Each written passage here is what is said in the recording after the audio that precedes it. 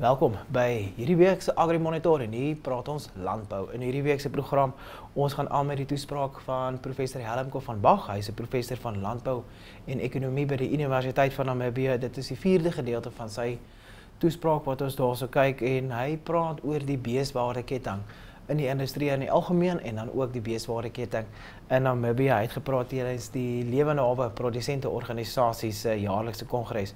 Then we start with part 1 of Ace Mutelo. He's the manager of information systems at the Livestock and Livestock Products Board of Namibia. And during the Namibia Agricultural Union's Pig Producer Information Day, he was talking about what is the current state of pig farming in Namibia. And then lastly, we continue with part 7, for those of you who have been following it, to listen to the pig expert, Duncan Stevenson from South Africa, where he talks about biosecurity on pig farms and in the current state of foot-and-mouth disease, the threat that is posing for Namibia. I think any farmer can listen to these tips and the advice that he has to give. All right, enjoy the program.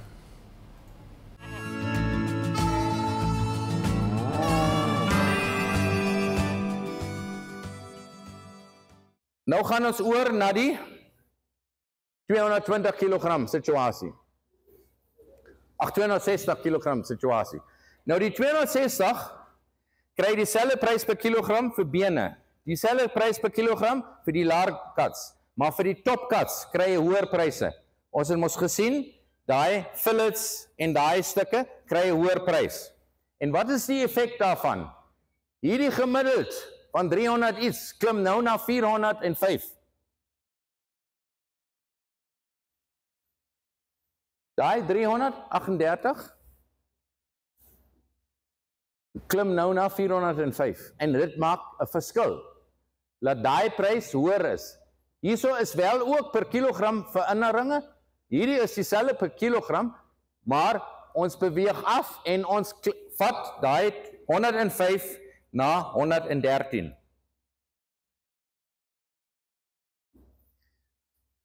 Wat is die implikasie vir ons as produsent? Dan moet ons mos ook 'n beter prys kry as ons 'n groter karkas lewer. Maar ons moet ons veiding en ons moet ons resources ook in gedagte hou. Ons gaan nie vir daai groot diere gaan nie. Nou in Anuga 2 jaar gelede was sprake daarvan, die ideale karkas is maar so 300 kg. Dit is 'n olifant. Maar vir 'n 260 kan jy alreeds daai soortgelyke prys kry as wat jy vir die 300 kg kry. En die vraag is, moet ons dan nie beweeg na iets wat hoër is as 220, meer naby 260? En dit is die vraag wat ons moet afvraag vir ons as industrie, en ek dink dis die abattoirs wat moet besluit wat hulle wil betaal vir wat ons nutte. Want aan die einde van die dag kan hulle net betaal vir ons as produsente wat hulle kry van die verbruiker. So wat sien ons hierso? Hierdie is 'n 50.000 wat daai bees werd is. En hy was 'n 40.000. En dit is wat die verbruiker daarvoor betaal, né? En hierdie is nou 30.000 en ons kry 113. Verstaan julle almal die beginsel? Moet ek opsom? Mag ek, Roelie? So, as ons kyk na klas A abattoir, dis die uitvoer abattoirs. Hoe het dit 2019 gelyk? 28% het in Namibia gebly. 28.47 het na Suid-Afrika toe gegaan en 32.41 het oor see gegaan en hierdie wat 1% het na Afrika lande toe gegaan. Dit is wat ons geken het. Dit is in die vorige studie wat ons vasgestel het.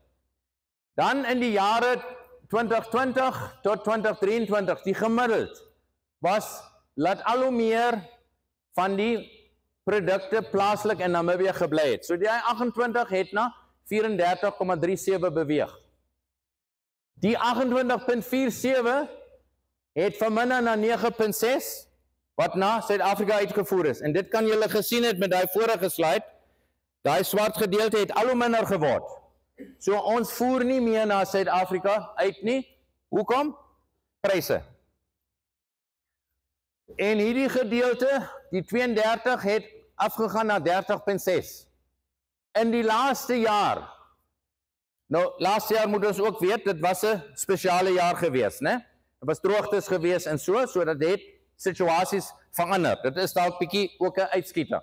Maar daar het ons amper 40% na OC gestuur, ook net 9% in Suid-Afrika en 26 lokaal gehou. Nou moet ons by hierdie goed nog byvoeg wat die B&C's abattoirs doen. Hulle los mos die diere hierso, maar hulle kan ook 'n gedeelte hier en daar verwerk en dit Suid-Afrika toe stuur. Wat is die huidige optimum? Die huidige optimum is dat die klas A abattoir 32% lokaal hou. Laat hy 15% na Suid-Afrika toe stuur en 34% OC. Dit is die huidige optimum. En dit is maar soortgelyk soos hierdie lyne. Daar is wel 'n op en af, maar ek dink die groot verskil is die verskil tussen die Suid-Afrika handel en die buitelandse OC-se mark. As ons nou kyk, wat is die situasie met die pryse? Die waardeketting, wat kry die produsent, wat kry die abattoir en wat kry die retail? En dit is hoekom ons hier is. Ons wil weet of ons goed behandel word of nie goed behandel word. 2019 was is die karkas na verskeie bestemmings toegestuur. Die boer het daai tyd omtrent $45 per kilogram gekry. Die abattoirs moes nie meer as $31.50 gekry het nie. Hulle het wel meer gekos. Ons weet van daai 45 en ons weet van bietjie meer. Dit was in koerante alles. En dan die res kom na die retail toe. Dan, wat het in die afgelope 4 maande in hierdie jaar gebeur? Het ons as produsente 68,6 gekry? Die abattoirs 22,24 as dit net lokaal verhandel is en hierdie is uit. En dan as dit gemix is, as dit nou uitgevoer word na Europa toe, so daai is ook uitvoer Europa toe, daai is net Suid-Afrika toe, was die prys nog dieselfde. Nou as ons die laaste pryse kry, die laaste offisiële pryse, in Julie het Beefco al 77,21 betaal. En Meatco in Julie maand 60,55. So dat is 'n ongelooflike variasie in hierdie pryse. Hierdie is gemiddeldes. Maar daar is groot variasie. En dit is nou die optimum vir 'n 220 kg. Sou ek sê is dit $72 per kilogram regverdig vir daai jonger, klein 220 kg karkas. Kan ons daarmee lewe? Hoe vergelyk dit met Beefco prys? Hoe vergelyk dit met Meatco prys? Dit is nou die kleiner gedeelte. Die 220. As ek oorgaan na die groter ene, dit is die 220. As ons kyk na die 260, dan is die verskil hier $8. Dan sou ek sê 'n abattoir wat op die oomblik 'n klas A abattoir is, moet nie meer as $37.37 operasionele admin en finansieringskoste hê nie. Hoe vergelyk dit met die wêreld? Kom ons vat Australië. Australië het in Junie maand, nou ons is vandag nie meer Junie nie. Die tyd het mos verander en ons weet teen watter koers die pryse styg. So die pryse het seker ook al gestyg. Hulle het in Junie al 78,17 betaal, hulle is seker ook op die soortgelyke vlak. Hulle abattoirs is meer doeltreffend en hulle pryse wat hulle kry is effe kleiner as wat ons kan kry, want hulle is verder weg aan sekere beter betalende lande. En as ons kyk wat sê die EU, en die EU kry die boere al 146 per kilogram, en hulle het 'n soortgelyke doeltreffendheid van die abattoirs, en dit is hulle pryse is ook bietjie hoër.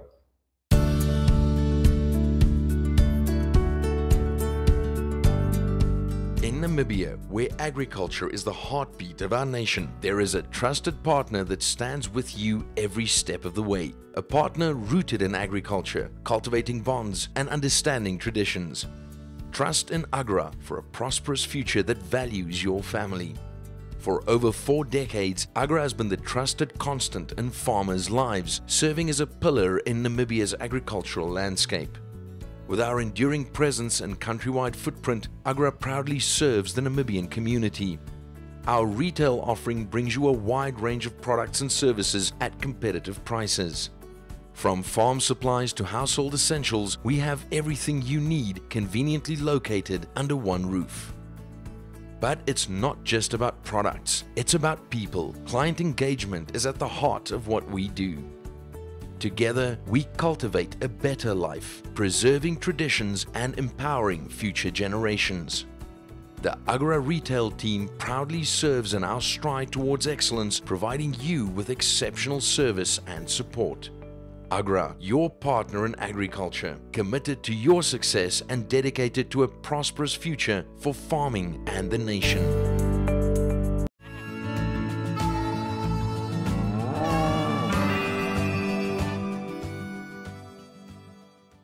All right, thank you very much. My name is Ace Mutelo from the Livestock Board. All right, thank you. We have been requested to make a small presentation on the performance of the industry, but we thought also of adding something little, which is a development in the price structure under the pork market share promotion scheme. You would have contributed to that price structure through your representation on the pork steering committee, but this is just to bring it out to everyone. As it is evolving, if you have also further suggestions to improve it, we will take note of that. All right. So we'll just give a small overview. On the world stage, you have a point? Oh, okay. Yeah, on the world stage, you can see the gray part, which is the projections in terms of the demand for pork. The gray part that is on top there, you can see that it is expected to, the demand is expected to be stable, but growing, going on for the next, say, 8 years forward. Those projections are from the OECD and the Food and Agriculture Organization of the United Nations. So you can see from that pork and chicken are going to become very popular in the next years to come, as opposed to sheep and beef, which are likely to have only a moderate growth. As you can see from that outlook, your pig meat is the one in orange, which is likely to be having a stable growth in terms of production. So in terms of consumption, yes, we are expecting an increase. And in terms of production, we are also expecting an increase, but it is more moderate. The increase in production will be more moderate compared to the increase in production. So that could be good in terms of prices. And we will talk about, thank you, we'll talk about prices. So I'm talking of this line here. You can see it is more stable. compared to the poultry production is likely to increase. And these increases in the pork production, they are brought about by improvements in production technologies. Okay, so there you can see you can see the distribution of the growth in terms of the regions where the growth is expected. If you look at the gray part, you can see that the pig production is more likely to be concentrated around China, as well as in Europe and Central Asia, in terms of the volume of production that is expected over the coming years. We know that the Chinese industry had suffered a blow some time back, but the production had recovered. Okay, now in terms of prices, this is where we are at the moment. You can see the blue, which is the pork. You can see that in 2025, prices are rising. Of course, it's been very volatile over the years, but you can see prices picking up. And part of these increases, as you will see in the next slide, they are just nominal increases.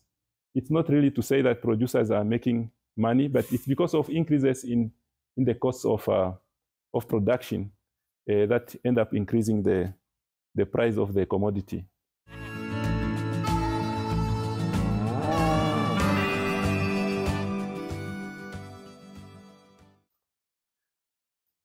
What about cleaning and disinfection? So let's get just the basic principles of cleaning and disinfection. I've got a pen of 10 pigs. I'm now taking them to the abattoir, hopefully your own, or you've got to drive them 180 k's away, but we sold them. All right. Now that pen's empty. What are we going to do with that empty pen? Disinfect and leave. Good. Before we disinfect, what are we going to do? Clean it thoroughly, perfectly. Why do we clean it before we disinfect it? Why can't we spray the disinfectant just like that in the pen? You know that the disease... Exactly. Absolutely. So all that manure and the fat from the skin, all those viruses are living underneath it. They're not on the top. If we disinfect it, and we just spray disinfectant, we'll kill maybe 10% of those diseases. But if we remove everything first, physically, then we wash it down with water, preferably also soap to get the fattiness away. Wash it clean. Then we let it dry, and then we disinfect on there. Then we will kill 99.9% of the viruses, if that process is done properly. Okay. What type of soap would you recommend? So there's lots on the market. I will just give you an example of one of them quickly before we... So this, for example, is a soap that will lift all the fat and the biomatter inside the... So a strong detergent is what it is. It's like a... Chlorinated alkaline. Yes. Chlorinated alkaline detergent. So that's got a high pH. It lifts all the fat. Absolutely, absolutely. And we will send you the presentation to the chairman as well. We wash thoroughly with that. If we don't have lots of high pressure in our water pipes, then we take a broom and scrub with it, because you want to get the fat off the walls and the floors. When the fat is removed, already most of the viruses is gone. Okay. Why is it important to let all the surfaces dry before we put on disinfectant? Why do you think that's very important? Exactly. We've got water all over. Now it's still wet from our scrubbing and washing and cleaning. And then we come with a disinfectant, we disinfect over it. But there's so much water there that we're diluting the disinfectant. Okay, so we first let it dry completely. And then we disinfect every little corner of that pen. And then we let the pigs in as the last point coming in. Right. So removing the dirt first, then washing with the soap, let it dry, and then we do the final disinfectant. So when you're looking at a disinfectant, what's very important to see is on the label, you want to make sure that it kills what? Bacteria, first of all, viruses, and fungus. Those three things are what cause our disease. Okay, so we want to make sure that one is it's mixed correctly, and secondly, that we're using can kill all those diseases and viruses. Because it doesn't help we go through all that effort and then we disinfect with something that's either not mixed properly or it doesn't kill the diseases preventing them. Is this your specific product? This is our specific product, but there are lots of products on the market. Okay. Yeah. And is it commercially available? It is commercially available in Agra. Okay. Yeah, that's correct. Yes, sir. That product is the same like the F10. It's in the same sort of. F10 would also work very well. F10 would also work very well. Right. This one is just a higher concentration, so you use less of it, and also it has lots of different products inside it to kill viruses in high heat areas and also in very cold areas. Yeah. So there's a few advantages to it. Good. That answers your question on what type of soap and what type of. Good. Lastly, on there, where do we dispose of all the manure out of the piggery? In the garden. Absolutely. Far away. That's it. Excellent. Because we know that disease can transfer back. We also, when we make compost out of that, most of the diseases will also die because of the heat inside. Once that compost gets to 70 degrees inside, almost all the viruses are dead. All the bacteria is dead. Okay, so that's another way of preventing, making good piles, covering it if you want to speed up the process, making sure there's enough grass inside there, and making compost for the garden. And most of those diseases are then also gone after composting. All right. So just want to make sure if you want to use it for the garden, first it has to go through the composting process. You won't use it that way. It's always better. Absolutely. Always better to first compost it.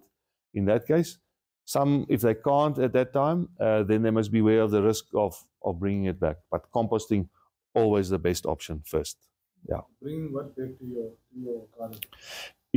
If I'm taking manure out of an area and I had a disease here, I take it to the garden. Now I'm working in the garden and I go back into the piggery. What I had 3 weeks ago, the disease I had 3 weeks ago, or problem that I had, diarrhea or so, I take it back.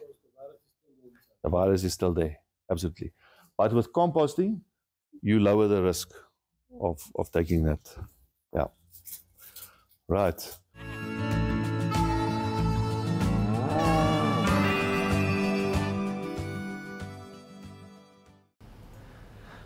En daar het hulle dit vir hierdie week Duncan Stevenson van Suid-Afrika met ons gepraat verder in gedeelte 7 oor biosekuriteit of werkplase. And then Ace Motello gave us an overview, or he started giving us an overview of what the status of pig farming in Namibia is at the moment. And then in the beginning of the show, het ons geluister na professor Helmko van Bach van die Universiteit van Namibia, waar hy die beeswaardeketting in Namibia bespreek. Baie dankie.